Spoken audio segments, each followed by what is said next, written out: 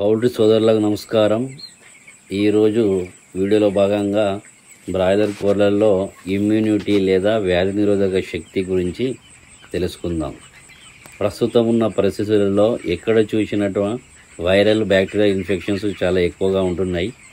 చాలామంది farmers immunity గురించి ఒక వీడియో చేయమని రిక్వెస్ట్ చేయడం వలన ఈ వీడియో అనేది చేయడం జరుగుతుంది.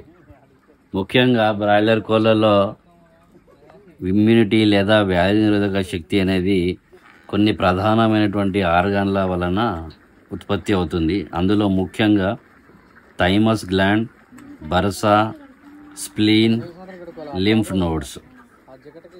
అయితే మన అందరికీ తెలిసిన విషయం ఏంటంటే బర్సాలో బి లింఫోసైట్స్, థైమస్ గ్లాండ్లో టీ లింఫోసైట్స్ అనేవి ఉత్పత్తి అవుతాయి.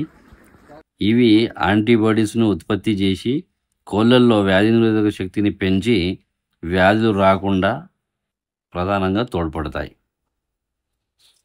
బ్రాయిలర్ కోళ్ళలో రోగనిరోధక శక్తి అనేది ప్రపంచవ్యాప్తంగా బ్రాయిలర్ యొక్క పనితీరు మరియు ఆర్థిక వ్యవస్థ పైన గణనీయమైనటువంటి ప్రతికూల ప్రభావాన్ని చూపుతుంది. ఈ రోగనిరోధక శక్తి అనేది నిరోధించడంలో ముఖ్యమైనటువంటి అంశాలు ఏంటంటే పర్యావరణం మరియు పోషకాహార ఒత్తిడి, అదేవిధంగా తగిన సమయంలో వ్యాక్సినేషన్స్ మరియు బయోసెక్యూరిటీ చేయకపోవడం వలన ఈ కోళ్ళల్లో వ్యాధి నిరోధక శక్తి తగ్గి వ్యాధులు రావడానికి అవకాశం ఉంటుంది. ఇమ్యూనో సప్రెషన్ అంటే ఏమిటి? ముఖ్యంగా ఈ ఇమ్యూనో సప్రెషన్ అనేది ఒక సిండ్రోమ్ మాత్రమే, వ్యాధి కాదు. ప్రత్యేకించి క్లినికల్ సంకేతాలు అనేవి ఏమీ ఉండవు. అయినప్పటికీ రోగనిరోధక శక్తి అనేది తగ్గి వ్యాధులు అనేవి ప్రబలుతాయి. వ్యాధి నిరోధక శక్తి అనేది తగ్గడం అనేది క్రింది అంశాల ద్వారా తెలుసుకోవచ్చు. చాలా తక్కువగా కోడి పిల్లలు అనేవి ఎదగడము, బరువు అనేది తక్కువగా ఉండడం, ఏకరూపత కోల్పోవడం అంటే యూనిఫామిటీ అనేది ఉండకపోవడం, ఎక్కువ దానా తీసుకోవడం, గ్రోత్ రాకపోవడం, తద్వారా హై ఎఫ్సిఆర్ రావడం, కంటిన్యూ వ్యాక్సిన్లు పదే పదే వేసుకునేలాగా చేసుకోవడం వలన అధికంగా మరణాల శాతం కూడా ఉండడం, దీనితో పాటు సెకండరీ బ్యాక్టీరియల్ ఇన్ఫెక్షన్ అనేటువంటి ఈకోలై మరియు సాల్మోనెల్లా, మైకోప్లాస్మా వంటివి ఉండి ఇంకా ఇమ్యూనిటీ అనేది తగ్గిపోయేలాగా ఉంటాయి. ముఖ్యంగా లింఫాయిడ్ అవయవాలైనటువంటివి థైమస్, బర్సా పూర్తిగా క్షీణించినప్పుడు ఇమ్యూనిటీ అనేది పూర్తిగా తగ్గిపోతుంది. రోగనిరోధక శక్తిని తగ్గించే కారణాలు ఏమిటి?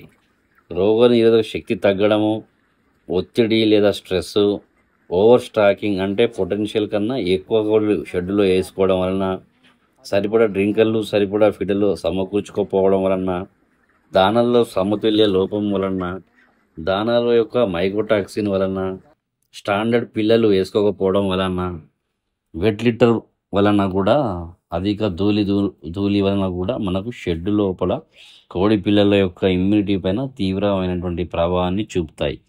అంతేకాకుండా ఐబిడి, గంబోరో వ్యాక్సిన్ అనేది, ఆర్డి, లసోటా వ్యాక్సిన్ అనేది కొంతమంది స్కిప్ చేస్తుంటారు.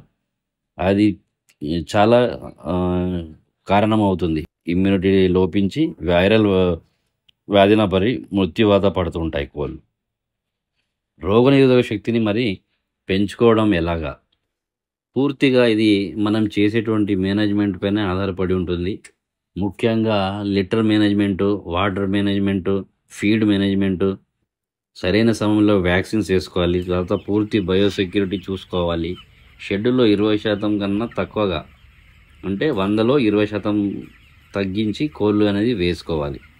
ఖచ్చితంగా మొదటి వారంలో మరియు చివరి వారంలో మనకు వ్యాక్సిన్ అనేవి టైం టు టైం వేసుకుంటూ పాటుగా బయోసెక్యూరిటీ అంశాలు పాటిస్తూ ఫారంలో కొంగలు మరియు ఎలుకలు రాకుండా చూసుకోవాలి.